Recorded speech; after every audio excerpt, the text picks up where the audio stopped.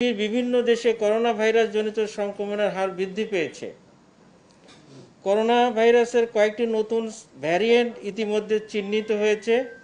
আন্তর্জাতিক ভ্রমণকারীদের মাধ্যমে বাংলাদেশে করোনা ভাইরাসের সংক্রমণের বিস্তার প্রতিরোধ এবং দেশের সকল স্থল নৌ বিমানবন্দরের আইএইচআর ডেস্কসমূহে নজরদারি এবং স্বাস্থ্যবিধি মেনে চলার বিষয়গুলো জোরদার করার বিষয়ে ইতিমধ্যে সংশ্লিষ্ট কর্তৃপক্ষকে নির্দেশনা প্রদান করা হয়েছে।